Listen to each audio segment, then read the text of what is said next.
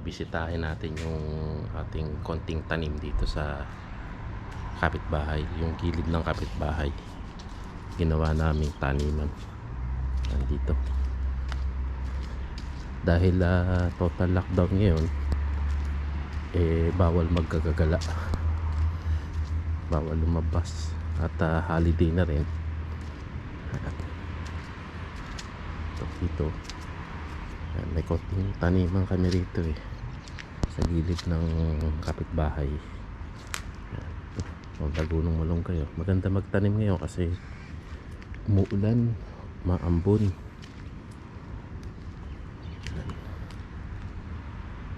Ito yung tanim namin dito.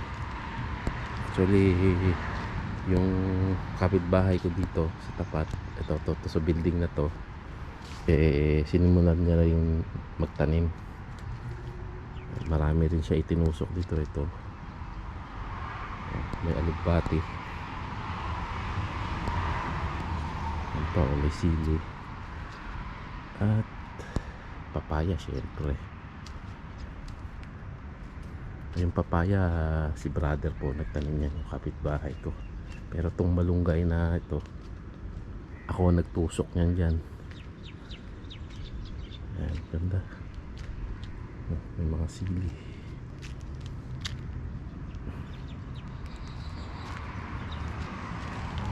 Ayan po. Pang gulay-gulay lang pwede ka na yan. Dahon ng malunggay, alugbati. Ayan. At syempre papaya, meron din dyan. Ano? Ito po, yan ang papaya.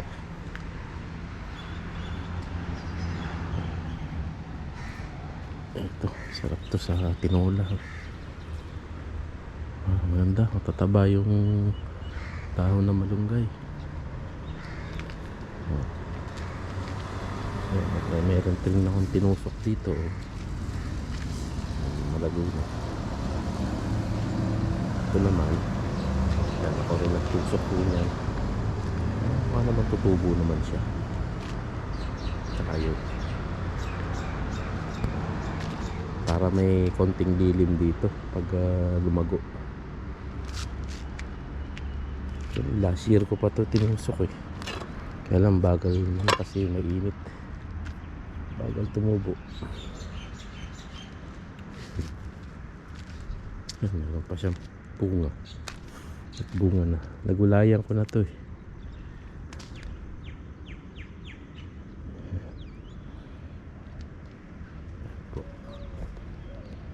Yan po sa building na yan, diyan kami nakatira.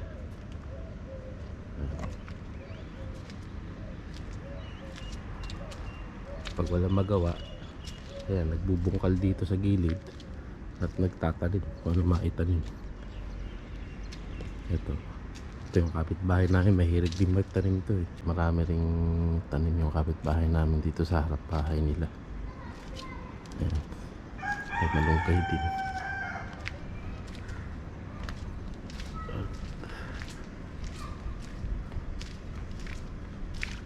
Ayan, tanim nila. May ampalaya. Ayan, may ampalaya sila. Malunggay, ampalaya.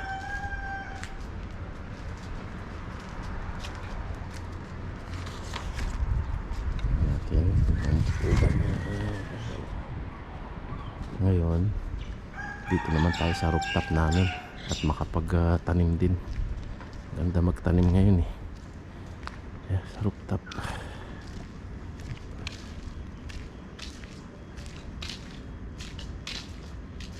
Ay Bitoy, hindi ka na nalinis, madumi ka. Mamaya lilinisin kita. Okay, at muna tayo sa taas sa rooftop para makapagtanim. Ito na, dito na tayo sa rooftop. At syempre nagdala ako ng pantanim. Ayan, sili, tatlong klase ng sili at susubukan natin itanim dito. So dati last year nakapagtanim na rin ako dito, pechay naman at saka halo-halong klase ng talbos. Yan, talbos ng kamote. Yan, last week nga pala may tinanim na ako rito. Yan, tumubo na siguro. Ayan oh. Pechay po. Ako, parang sobrang dami. Sinabog ko lang siya dyan. Saka na lang natin isa-isahin pag tubo na siya talaga. Pechay.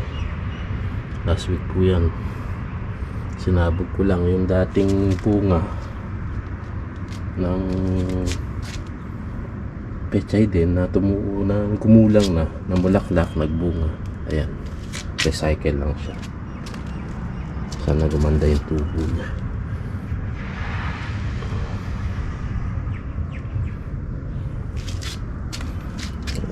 Ngayon dito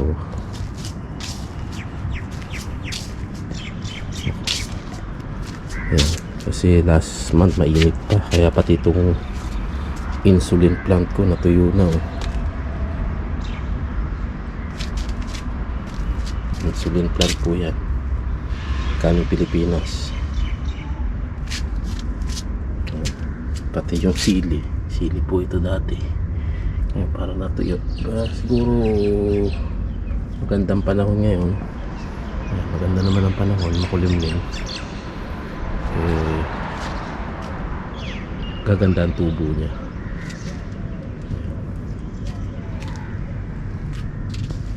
Ito last week, ito may sinabog din akong pechay dito eh. So hindi naman tumubo. Tatanimin din natin siya.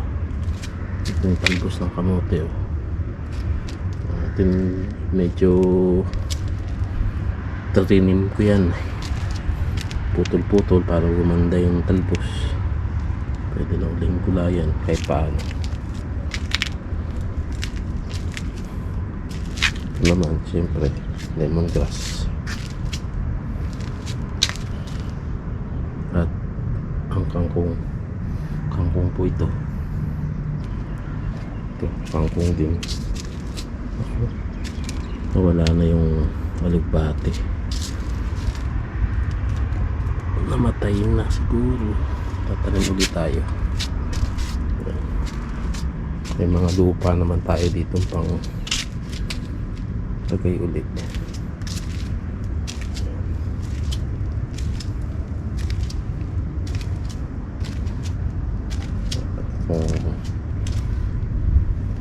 Dati kong kamatis sira na, tanim na lang ulit tayo. Sobrang init po kasi last month, 2 months ago. Hindi kaya ng dito sa rooftop. Sobrang init po kasi pagka talagang nag-init, sobrang init. Dito lang po ako nagtatanim-tanim sa rooftop pag walang magawa. Ayan o, nagawa tayo ng greenhouse.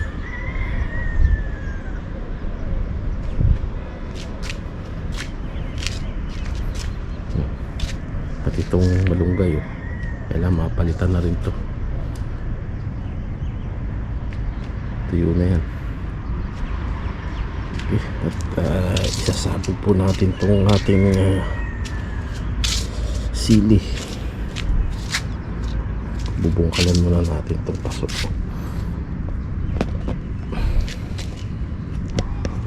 Bubungkal muna na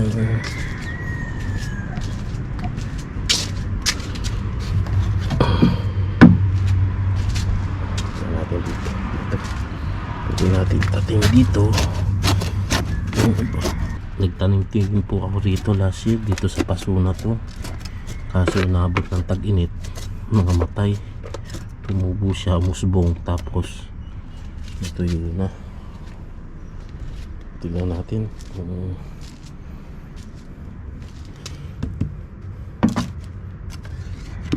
ang lupa. Tagan natin ang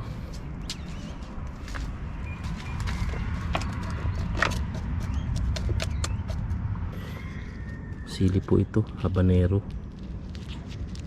Tuyo na. Tingnan natin kung tutubo yung buto.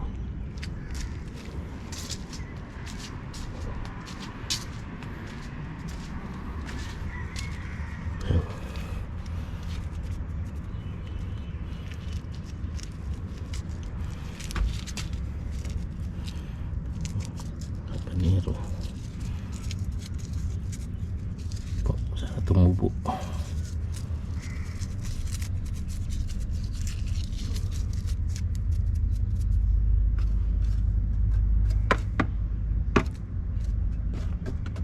Lupa po ito. Itong lupa na to galing to dun sa sa parang taniman din nila sa tinatawag namin Laguna.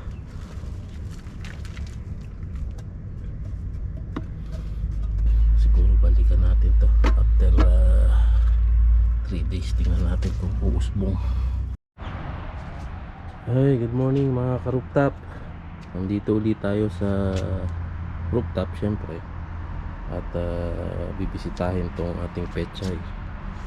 So 1 week ago, last week, maliliit pa to. Ngayon malalaki na at pwede nang yung iba nga pwede nang gulayin, no? So i-replant natin siya. Yan punong-puno. I-replant natin siya doon dito. Hindi nabuhay yung aking isinaboy na buto. Siguro bulok na siya o ano. Ito natin siya re-replant. Ito ang ating kamoting baging, syempre kamote.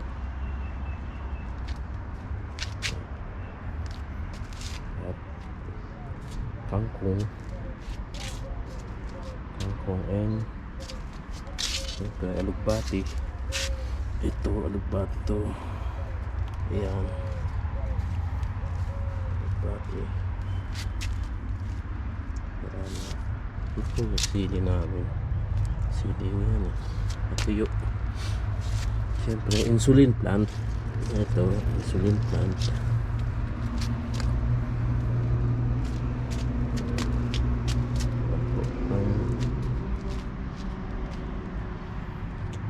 Dito, ayan, kangkong ulit.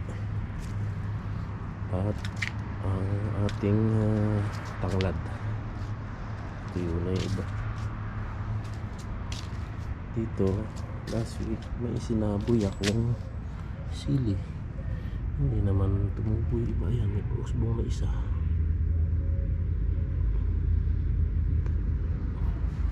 Dito, wala. Meron ba? Wala rin umusbong na sili. Paano mang hindi mainit? Kasi pag nireplant natin yan at mainit, naku, tutuyo lang. Ito ang itaas ng aming rooftop.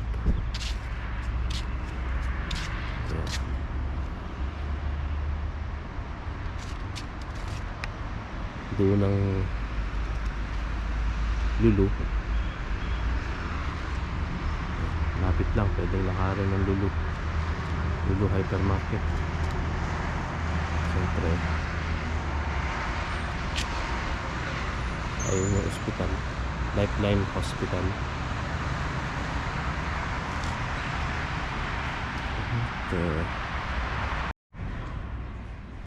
Ito na po, na-replant na natin ang pechay. Hopefully after a week mabuhay, kasi minsan natutuyo yan pag hindi maganda ang pagkakalipat. Na-replant na ito. So wait na lang natin kung mabubuhay siya after 3 days, 1 week. Pero hindi matutuyo. kung yung ugat niya ay kakapit sa lupa. Marami pa sana tayong re-replant, kaso wala lang lugar.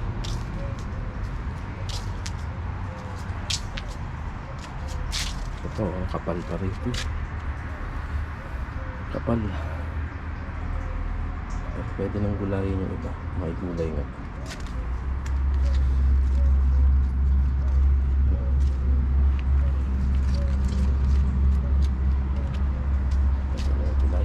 Balikan na lang natin to after 3 days or 1 week. Tingnan natin kung lumago na siya.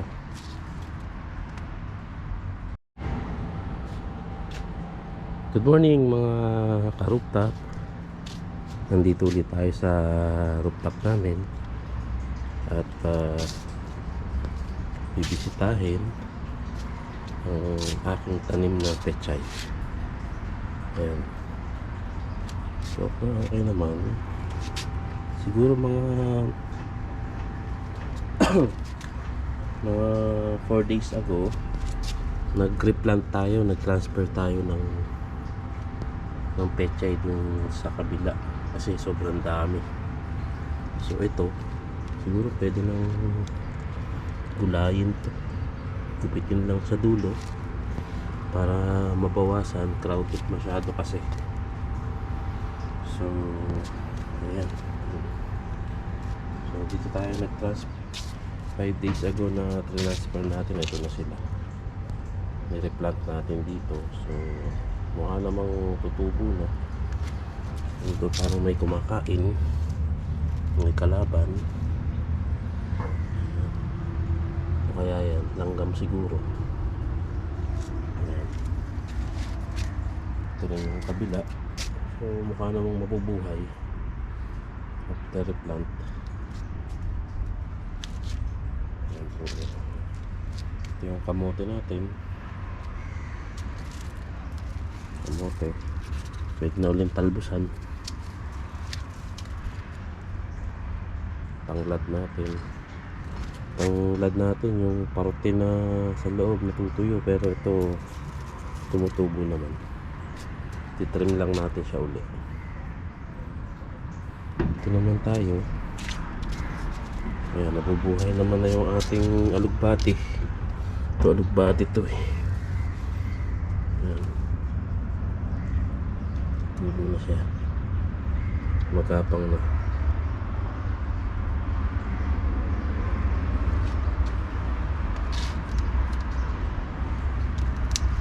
Naman namatay na yung sili natin, so magtatanim na lang ulit tayo ang ating insulin plant. So buhay pa naman, titrim lang natin yung mga tuyo-tuyong parte ng sanga nya. Last time nagtanim tayo ng sili dito, nabulok lang, hindi tumubo. So nawala, magre-replanta lang ulit tayo. Meron tayong aloe vera dito. Ayan, malaki rin itong pinakonstruct na to, parang paupahan din. Pero matagal na tenga yan, dahil simula nung tumira kami dito 2 years ago. Hindi nakatenga na yan, tapos sinimulan lang ngayong taon ulit. Dito sa kapitbahay namin, itong likuran, itong parte na ito likod, mayroong mga alagang ano rito, kambing.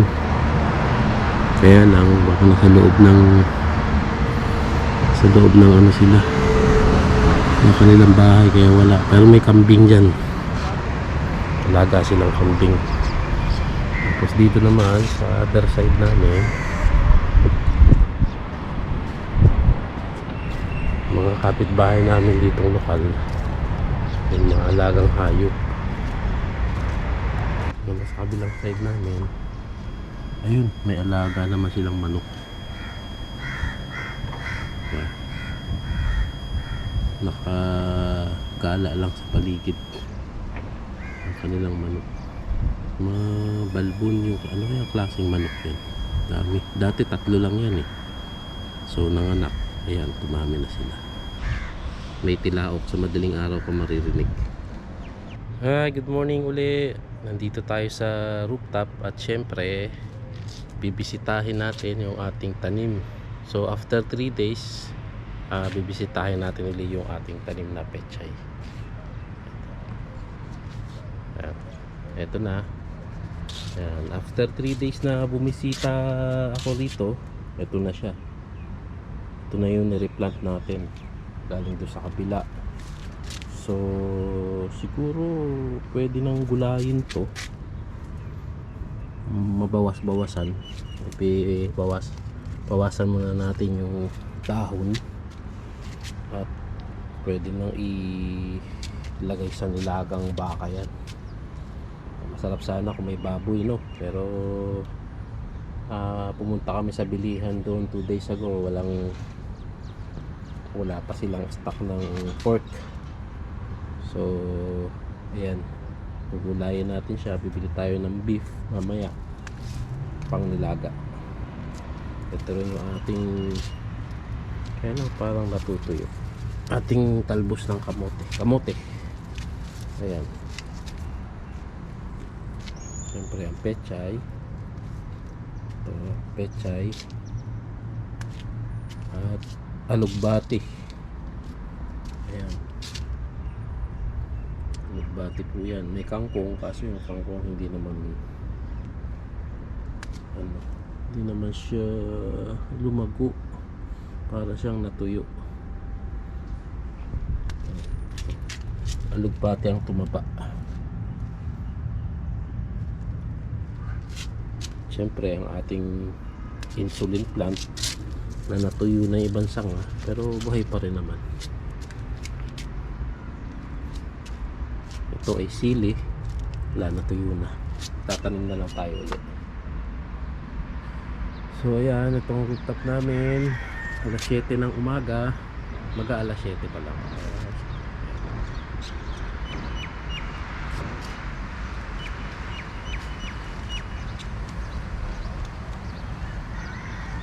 Ayan. Rooftop. Ito yung greenhouse na inassemble ko rito. Ako rin po ang nagtayo niyan dyan sa greenhouse, tambayan. May buwan. At siyempre ito pa uli ang ating pechay. Nagsiksikan kasi sila, kaya hindi mabilis lumago yung dahon. So yung ilalim nito siguro kailangan natin i-replant ulit. Gulayin muna natin yung iba, bawasan natin yung dahon para mas lumabong panggulay. So hanggang dito na lang po mga ka-rooftop, hanggang dito na lang. At next time ulit bibisitahin natin ulit ito after siguro 5 days. Bisitahin natin ulit, pero every day kung dinidiligan naman yan, tignan natin kung pwede nang gulayin. Bye bye.